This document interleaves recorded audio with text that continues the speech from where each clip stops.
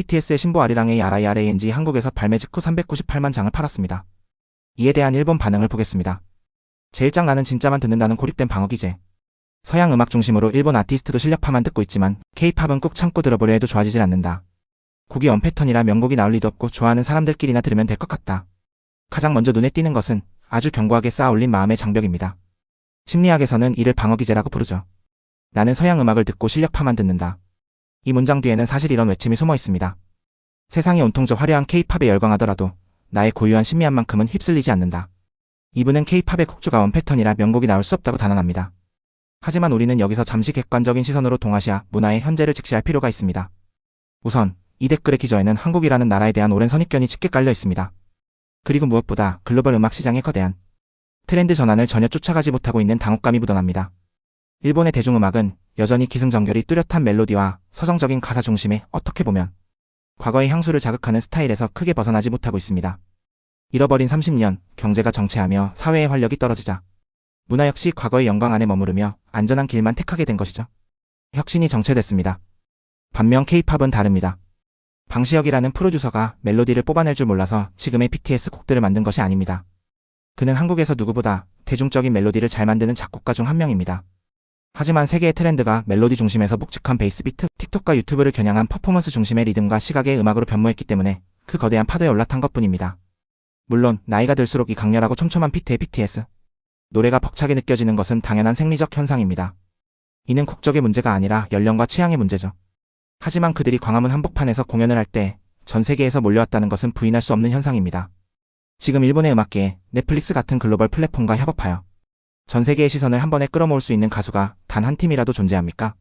이 뼈아픈 현실 앞에서의 무력감이 나는 진짜만 듣는다는 날 선 방어 기제로 발현된 것은 아닐까요?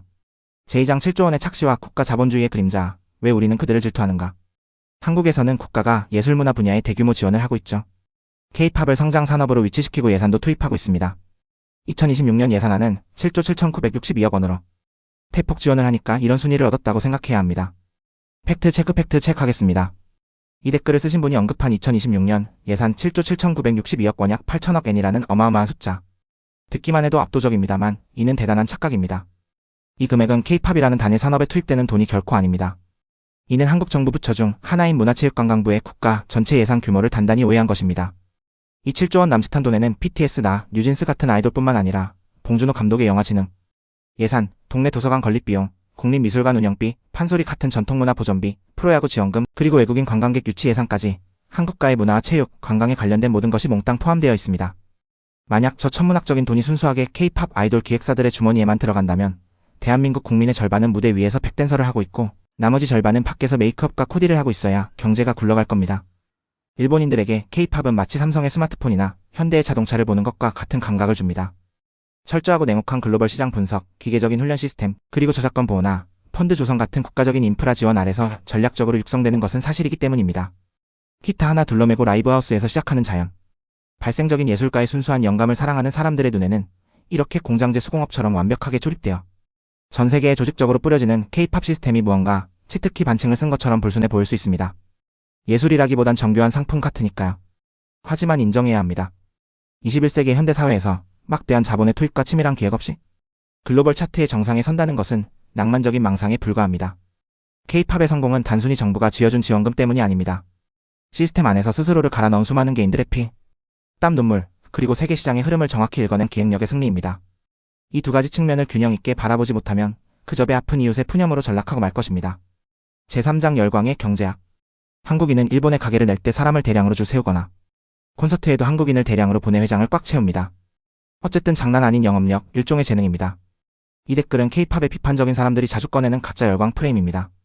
의도적으로 가짜 팬들을 동원해 줄을 세우고 분위기를 조작한다. 이는 사실 증명되지 않은 일종의 음모론에 가깝습니다만 흥미롭게도 K-팝 산업이 가진 초기 여론 형성 하이프 능력이 얼마나 압도적인지를 역설적으로 보여주는 방증입니다. K-팝 시스템은 조작을 하는 것이 아니라 디지털 생태계를 해킹하는 데 천재적입니다. 그들은 초기 코어 팬덤의 폭발적인 화력을 조직화하여 특정 시간대에 트위터 트렌드를 장악하고 유튜브 조회수를 폭발시켜 글로벌 플랫폼의 알고리즘에 자신들의 콘텐츠를 강제로 우겨넣습니다. 이는 사기가 아니라 현대 디지털 마케팅의 규칙을 완벽하게 이해하고 실행하는 고도의 전술입니다. 화양연화, 변두리 소년들이 중앙을 정복했을 때의 딜레마. 다이너마이트나 버터도 꽤 팔렸지만 화양연화 시절까지를 특히 좋아했습니다. 세계적으로 팔리기 위해 팝적이고 만인에게 사랑받는 쪽을 지향하면서 BTS 다음이 옅어졌다고 할까? 그들도 더 이상 소년이 아니고 어른이 되었으니 그때 그대로일 수 없다는 건 알지만 조금 더 날카롭고 그러면서도 더섭고 아름다운 느낌의 곡을 다시 듣고 싶네요. 화양연화, 인생에서 가장 아름답고 찬란한 시절. 역설적이게도 이 시절 BTS가 불렀던 노래는 눈부신 성공이 아니라 상처, 불안, 그리고 세상의 언저리에서 방황하는 청춘의 서사였습니다. 교실 구석에 앉아있던 아이들, 세상의 기준에 부합하지 못해 겉돌던 수많은 사람들은 그들의 불완전함과 결핍에 자신의 감정을 깊게 투영하며 열광했습니다. 나의 아픔을 알아주는 유일한 존재. 바로 그것이 그들을 변두리에서 세계적인 스타로 밀어올린 가장 강력한 엔진이었습니다. 하지만 아이러니의 톱니다 바퀴는 여기서부터 돌아가기 시작합니다. 가장 핍박받던 변두리의 서사로 세상의 가장 화려한 중심부에 도달한 순간 거대한 모순이 발생합니다. 상상해보십시오. 그래미 어드 무대에 서고 UN 총회에서 연설을 하며 빌보드 1위를 밥 먹듯이 하는 수천억 원대 자산의 슈퍼스타가 여전히 카메라 앞에서 나는 세상의 루저야, 내일이 불안하고 외로워라고 노래한다면 대중은 이를 심각한 기만이자 위선으로 느낄 것입니다. 그래서 그들은 생존과 진화를 위해 다이너마이트와 버터라는 길을 택했습니다. 마찰력을 완전히 없애버린 티끌 하나 없이 매끄럽고 완벽한 팝송. 전 세계 남녀노소 누구나 도쿄의 햄버거집에서도 뉴욕의 쇼핑몰에서도 아무 생각 없이 즐겁게 고개를 까딱일 수 있는 범용성 높은 언어를 구사하기 시작한 겁니다. 글로벌 시장이라는 거대한 제국을 정복하기 위해서는 자신들만의 날카로운 뾰족함을 깎아내고 둥글고 반짝거리는 무해한 구슬이 되어야만 했으니까. 팬들은 그들의 눈부신 성장과 성공을 진심으로 축하합니다. 하지만 동시에 역설적으로 그들이 나와 같은 진흙탕 바닥에서 뒹굴며 함께 울어주던 그 시절의 위태롭고 더섭는 향기를 그리워합니다. 이것은 단순히 특정 K-팝 아이돌에 대한 투정이 아닙니다. 무언가가 거대해지고 완벽해질 때 필연적으로 잃어버릴 수밖에 없는 고유의 영혼에 대한 이야기이자 자본주의 사회에서 어른이 되어간다는 것의 쓸쓸한 동화입니다. 우리는 그들이 영원히 상처받은 소년이길 바랐지만 소년은 성장해야만 살아남을 수 있으니까. 제5장 일회용 티슈가 된 청춘들, 그리고 지속 가능성에 대한 질문. K-팝은 모처럼 실력 있는 젊은이들을 모아 막대한 돈을 들여 육성하면서도 곡도 아티스트도 마치 일회용 티슈처럼 쓰고 손님에게도 같은 CD를 몇 장이나 사게 하는 상술이 당연하다. 아티스트, 곡, 손님을 소중히 하지 않으면 이후 K-팝 사정은 엄격해지지 않을까 싶다. 10대 초반의 어린 나이에 연습생이라는 이름으로 세상과 단절된 채 하루 10시간 이상 춤과 노래를 기계처럼 반복합니다. 살아남아 데뷔를 하더라도 1년 365일 전 세계를 떠돌며 수천 대의 카메라 앞에서 자신의 감정은 철저히 숨긴 채 완벽하게 통제된 미소만을 지어야 합니다.